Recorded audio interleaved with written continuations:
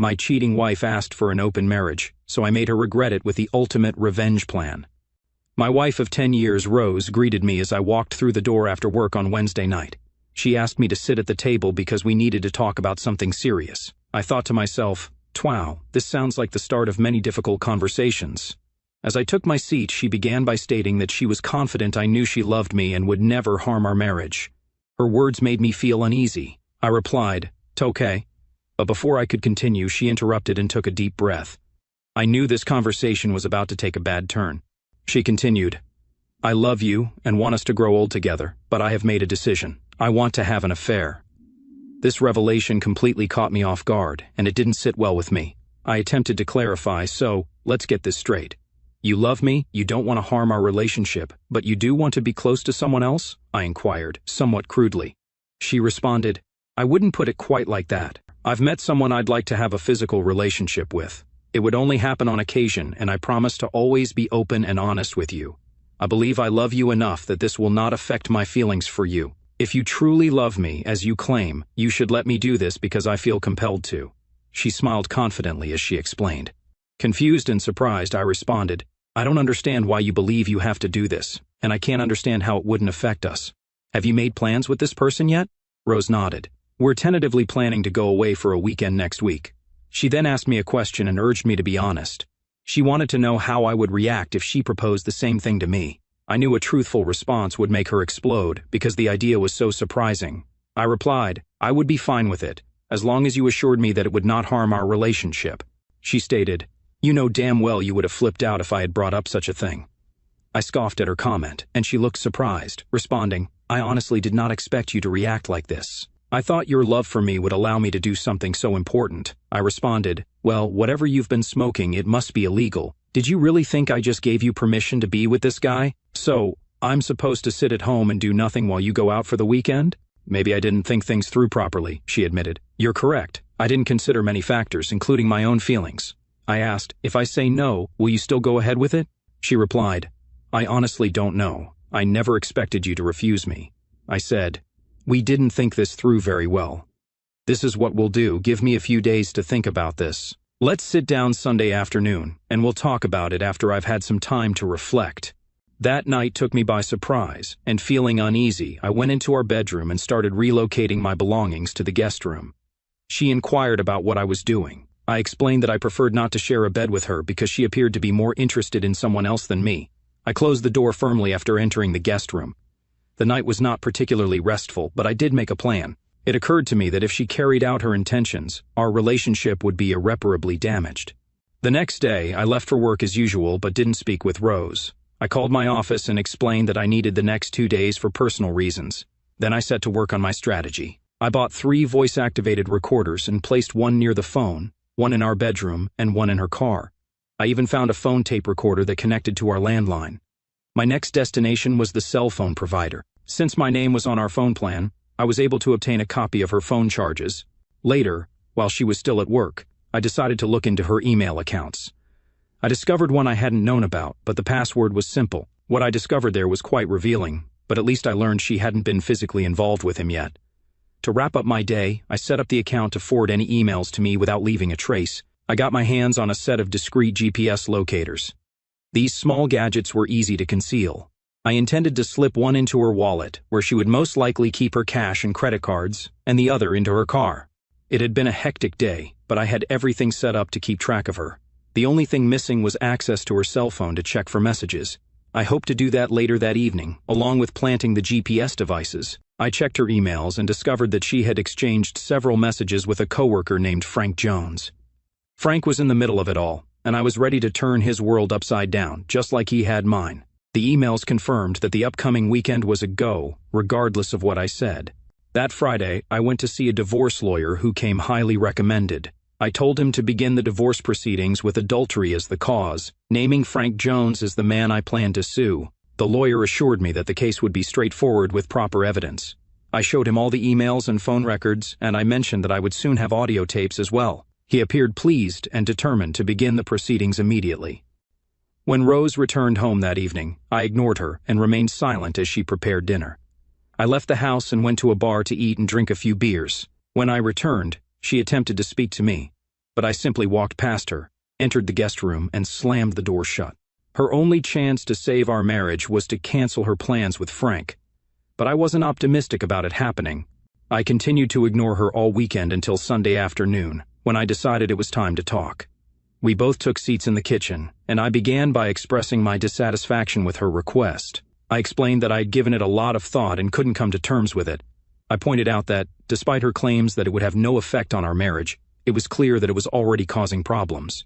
I noticed her upset demeanor and suggested that if she had looked at things from my perspective, she might have been more understanding. I mentioned my attempts to see from her perspective, but I didn't see any positive results. As a result, I had to decline her request. "How can you be so selfish when you love me?" she asked. I replied, "If anyone here is selfish, it appears to be you wanting to be with someone else." She countered, "What happens if I go ahead with it anyway?" I warned, "There will be serious consequences for any extramarital relations. 10 years ago, we both made vows to be faithful." She responded, "I understand, but this is something I need to do." I concluded, "Well, I suppose this discussion is over. You really should think about this." I got up and left the house, taking my laptop to a Wi-Fi hotspot to monitor their emails. She was furious and assured him that she would leave regardless. He told her it was great because he had already reserved room 125 at the Hilton in Kansas City for Friday and Saturday nights. I immediately reserved the room for Thursday night. They were making it too easy. They also had a romantic date planned for Saturday evening, which included dinner, dancing, and closeness. Rose mentioned that she bought new underwear specifically for their date. I grabbed a bite to eat and kept an eye on their correspondence. They had moved past my refusal and were deep into planning their weekend. The check-in time was 3 o'clock, so he planned to pick her up at 1 o'clock. They wanted to arrive as soon as possible, given the 2-hour drive. I was surprised he was going to pick her up at home. I needed to decide what I wanted to do about that. I also reserved a weekend room close enough to theirs to intercept all their signals. For the next few days, I gathered all the required equipment, including a couple of small fiber-optic HD video cameras. I intended to install them in the room on Thursday to be fully prepared to document their weekend adventures. This evidence would be ideal for my divorce proceedings. I ignored her the entire time, but Wednesday was her day of reckoning. I decided to give her one final chance. If she chose Frank, that would mean the end for us. I invited her to join me at the table for a moment. She did not seem thrilled, but complied. I started the conversation by asking if she had given it much thought. She confirmed that she had and expressed her intention to carry out her plan. She mentioned her upcoming trip with Frank and hoped that we could get past this.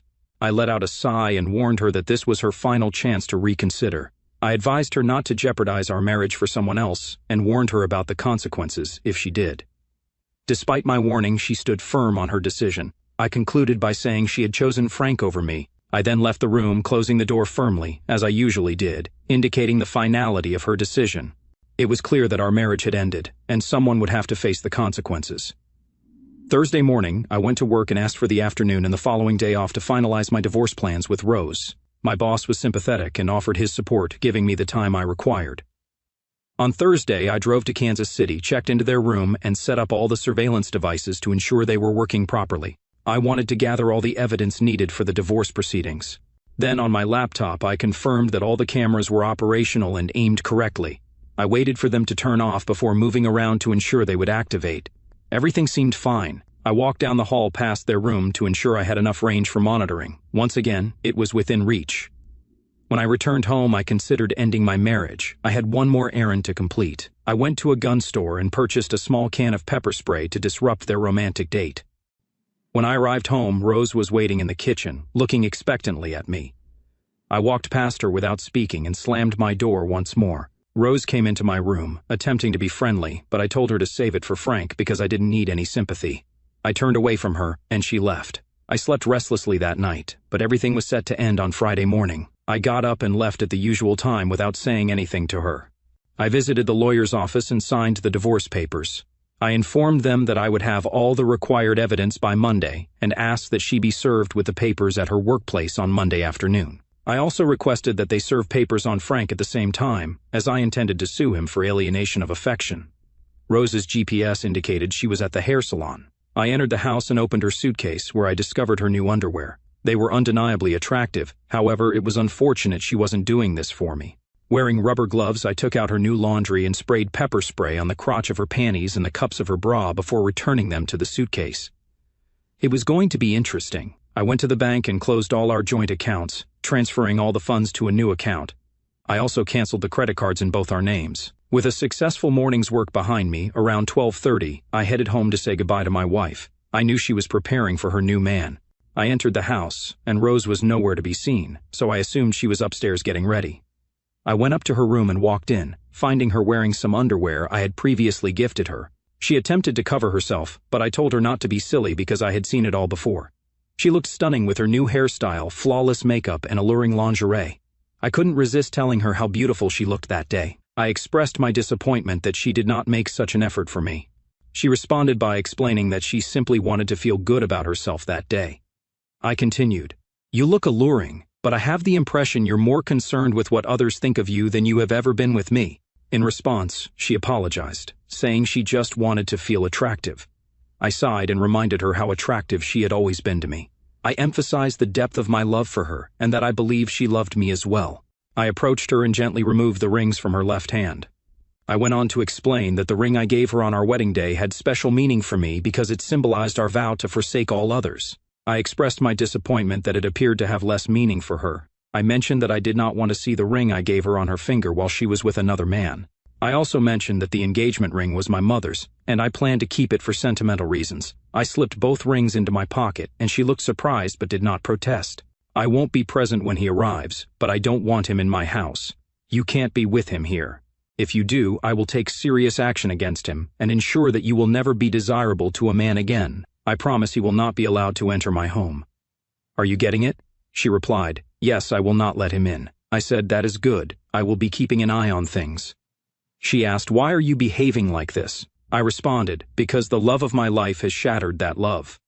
I'm hoping this weekend is worth the consequences. Goodbye, Rose." I turned and walked away from my soon-to-be ex-wife. She yelled at me as I left, but I was finished with her. I parked down the street so that Rose could see me. If he entered the house, I'd risk imprisonment, but they'd suffer more. Soon, his car arrived. He walked to the door and rang the doorbell. Rose opened the door and exited with her suitcase. She set it down and hugged him, followed by a long, passionate kiss. As he picked up her suitcase, she looked at me with a smug grin. She sat beside him in the car and gave me another smug look as they drove past. I responded by flipping her off, wiping that smug expression off her face. When I returned home, I changed all the locks and the garage door code. I had already packed my suitcase, so I grabbed it and went to Kansas City. After checking in, I went to my room to set up my laptop. Rose made a move, indicating they had already been intimate. As the camera focused on the foot of the bed, it was clear that he had not lasted long. He emerged from the bathroom completely naked. I couldn't help but laugh, given that he was holding a very small tool. Rose was accustomed to far more than what this guy could provide. At that point, Frank joined Rose on the bed, clearly ready for another round. She smiled at him and extended her arms. I couldn't help but laugh as she reached for his tiny tool. He didn't have to hold back because I doubt she could feel that small thing inside her. Wow, did she make a terrible decision? This guy was completely pitiful. I noticed a hint of frustration on her face as he took a break. It appeared that she was not going to be pleased with the outcome of the weekend. She would return home frustrated and be kicked out the next day.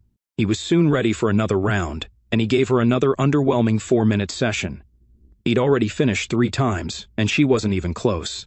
This was turning out better than I had hoped. I had to stop watching and go out for dinner and drinks. I left everything recorded so that I could gather all the evidence I might need for the lawyer and make it abundantly clear to her what a poor decision she had made. When I returned, he was fast asleep, and she seemed even more frustrated. This was actually quite enjoyable. When I got over the grief of losing my wife, I went to bed thinking about how much fun I'd have messing with him tomorrow.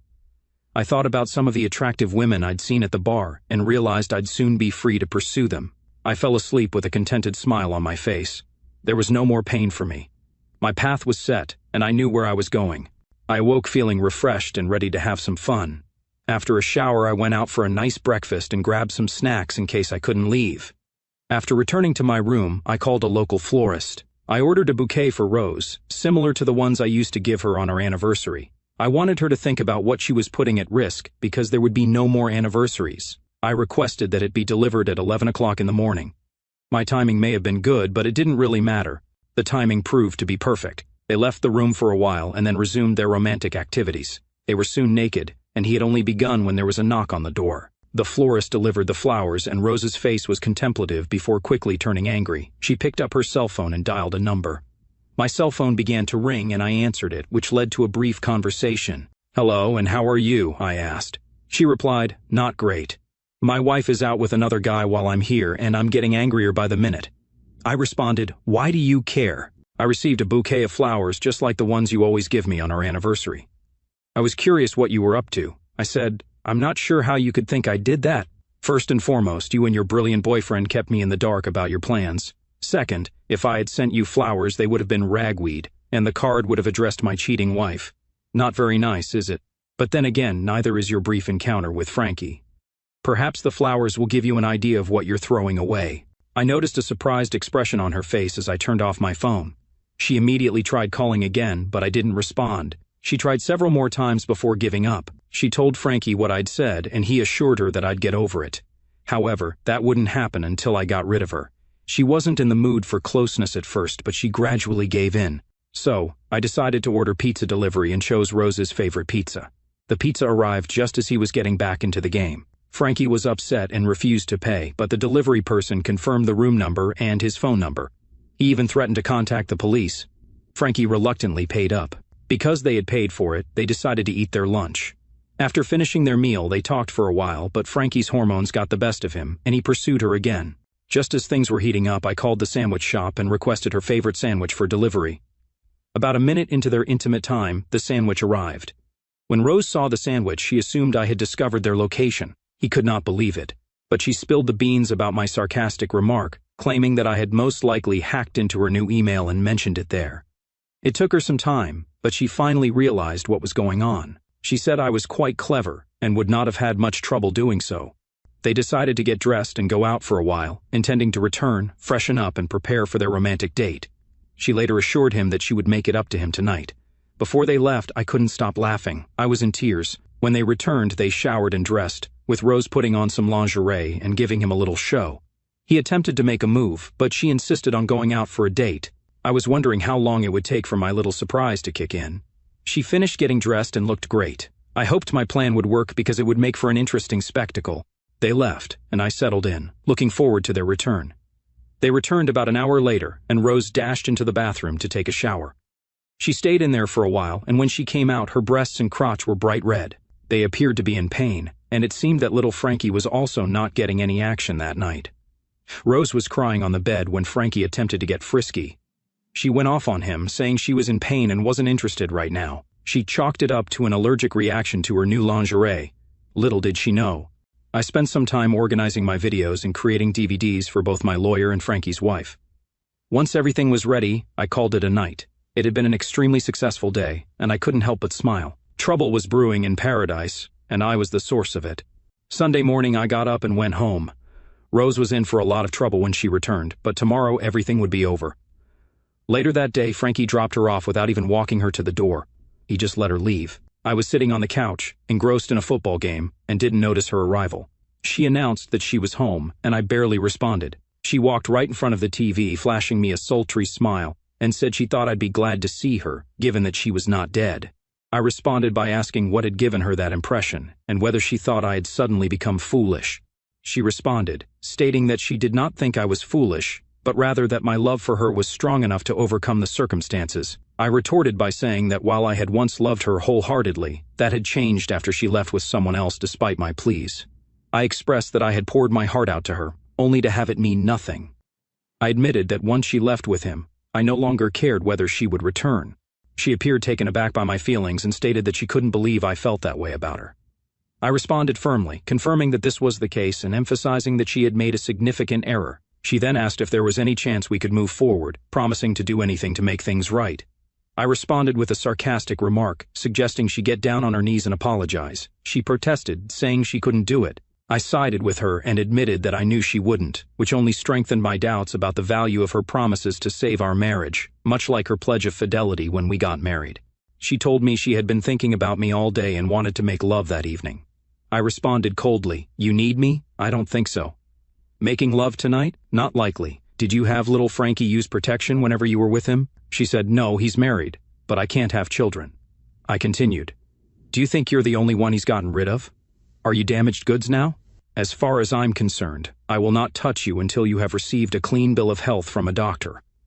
Also, I don't do seconds. She snapped back. Right, I'm going to use a rubber to sleep with my wife after she spent the weekend with some loser. Screw you, I replied. You chose little Frankie over me. I'm going out for a while. I can't bear looking at your cheating ass tonight. You can sleep in the guest room. I prefer the master bedroom. Unlike you, I didn't do anything wrong. I responded firmly. We can discuss this tomorrow when you return from work, she said. I'm not sure what else there is to discuss. I left the house and went to a nearby bar and grill to eat dinner and clear my mind. My mind was already clear because I knew exactly what I was doing. I simply needed some distance from her. I don't drink much, so I had a meal and went for a long walk. When I got home, she was in my bed. I gave her a stern look and told her to leave my bed. She argued, claiming, "This is our bed. I have the same right to be here as you do." I replied, "The hell you do. You gave up on that when you became involved with little Frankie. So get out of my bed or I'll take your belongings and throw you out on the street." She began crying and slowly exited the room, and I made sure to close and lock the door behind her. Her tears were still audible as she walked down the corridor. The following morning, I completely ignored her. We both had breakfast, and she left at her usual time. As she turned to go, she said she loved me. I gave her a cold, scornful look and replied that I had loved her too, emphasizing that it was in the past tense. I saw tears well up in her eyes as she turned and walked away. Once she was gone, I started packing her belongings into garbage bags. Then I contacted Frankie's wife, Rose. I asked if she was aware that her husband had spent the weekend with my wife. She assumed he'd been away on business, so when I offered to provide her with copies of my evidence, she was very interested. I was surprised when she opened the door. She looked absolutely stunning. I stammered and had to apologize to her, blaming my initial shock on her beauty, which was completely accurate.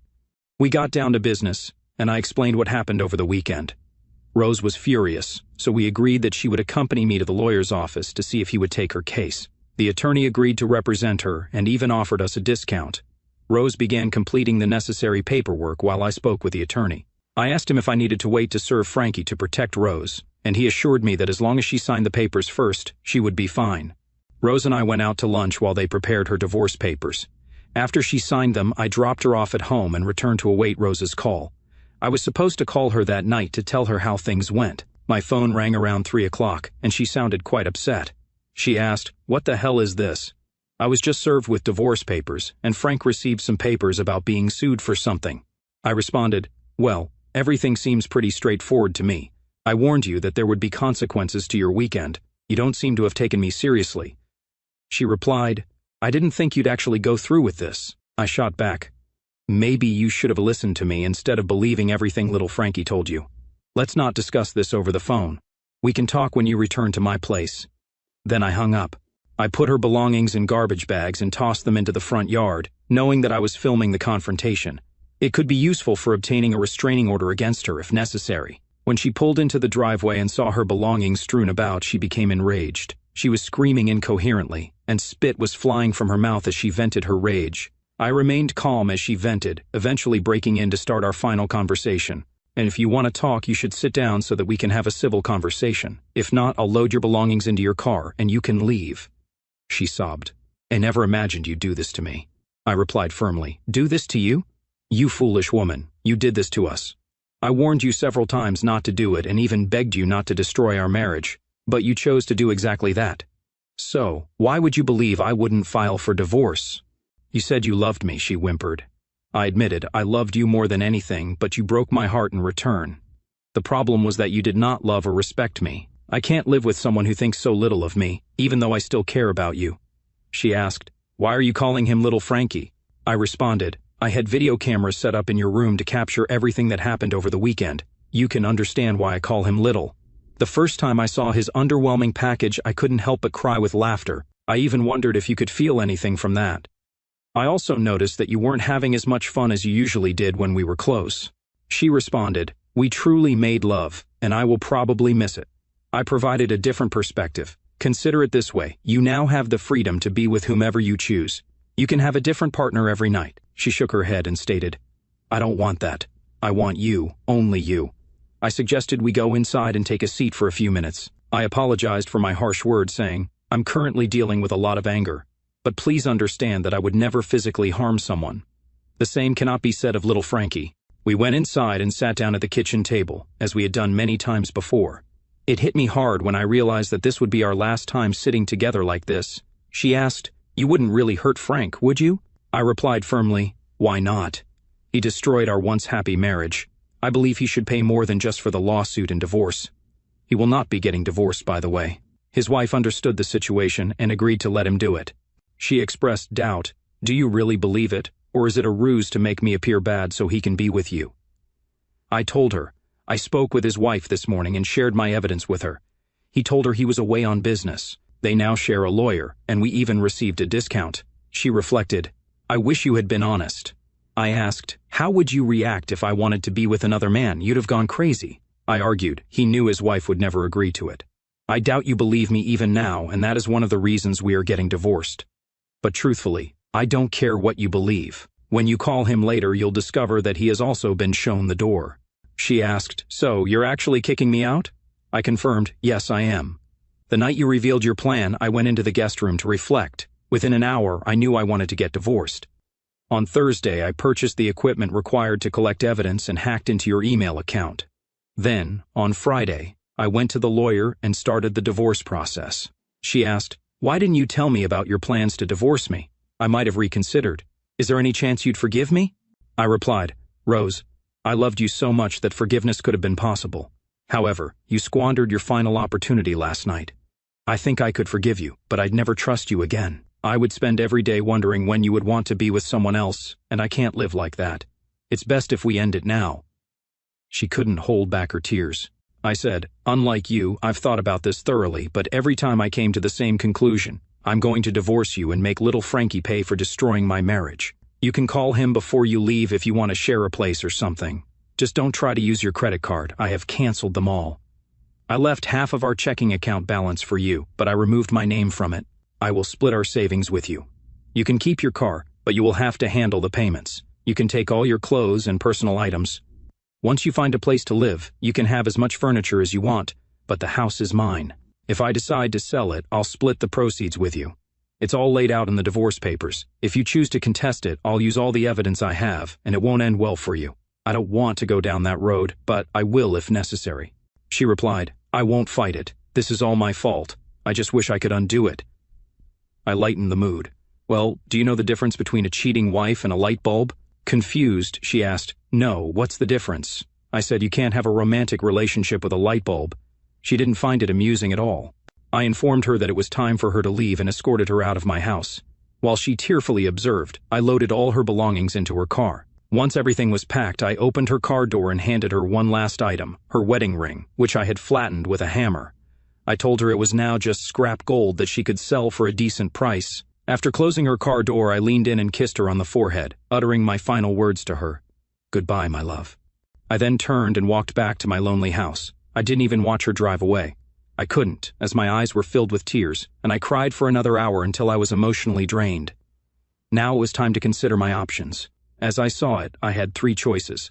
First, I could drown my sorrows in alcohol and drink myself into oblivion. However, I hardly drink and dislike the aftermath of heavy drinking, so that wasn't a viable option. Second, I could end my life and supposedly make everyone happy, but I refused to give her the satisfaction of achieving that. Third, I could stand tall, knowing I had done nothing wrong, and move forward with my life. The silver lining was the absence of rosé, which brought a smile to my face. I straightened up and, still smiling, dialed Rose's number. We made plans for dinner that evening, and I realized I was on the path to healing. As I stood upright and continued to smile, I called Rose's number once more. We arranged to meet for dinner that evening, and I sensed that I was on my way to recovery. Perhaps we'd end up as friends. Or maybe I'd find someone new because the image of her still lingered in my mind. Thank you for listening to the story today. Please like and subscribe if you like what you hear. Please leave a comment to share your thoughts on what happened. Please do not hesitate to contact me if you have a story to tell about your or another person's situation. Take care.